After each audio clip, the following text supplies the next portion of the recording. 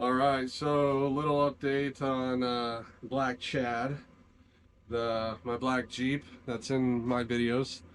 Um, Took it to the shop a few days ago. There's a traction control sensor that was not working correctly, so they had to replace that.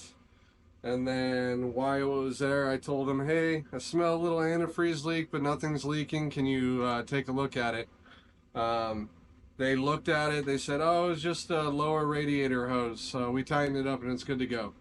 Get it home that night, drive the next day, or later that night, I was working on the headlights and I noticed it was leaking antifreeze. So I looked up underneath it, called the shop, said, hey, maybe the hose is bad. I need to bring it back in. It's leaking antifreeze now. It wasn't leaking prior to going in the first place. They take it in, they have it for like 48 hours. They said they did a pressure test that the radiator cap was bad. So they did the radiator cap on it. I get it home last night, drive it this morning, and now it's leaking like a sieve out of the radiator.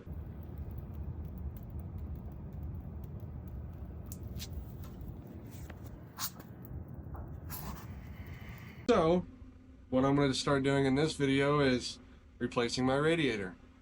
Done taking it back to the shop, I'm just going to do it myself. So, enjoy.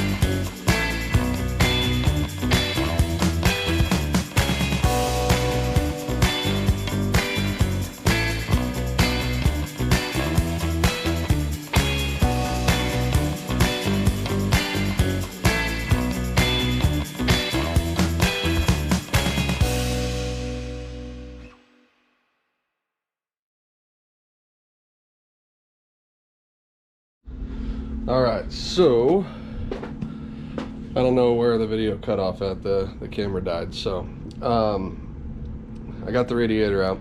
I disconnected this from the radiator while I was in there. That way I didn't have to disconnect any lines, which wasn't too difficult, but I'm pretty sure it's going to be more difficult getting the bolts back in, and frustrating. But that's what it looks like inside. Got everything disconnected. Again, why do Jeep use clips for everything, even holding on part of the radiator? But my tight garage that I can barely fit in, pretty sure there we go. That's where we're having our issues at, on that side of the motor. So I'm assuming that's where we ran into the issue. Got the brand new radiator right here, getting ready to unbox it. So we're going to start installing it, and hopefully it solves the problem.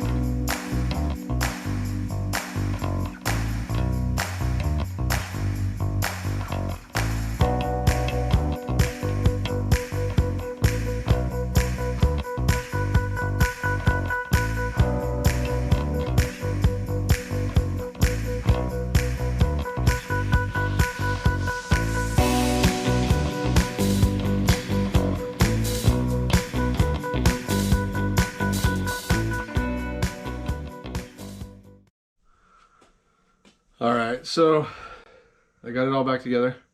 I was right.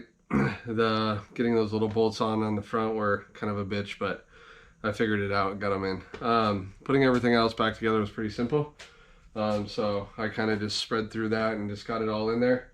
Now I'm just filling it up with antifreeze, and we'll start it up and let it run, and we'll start adding more antifreeze until it fills up.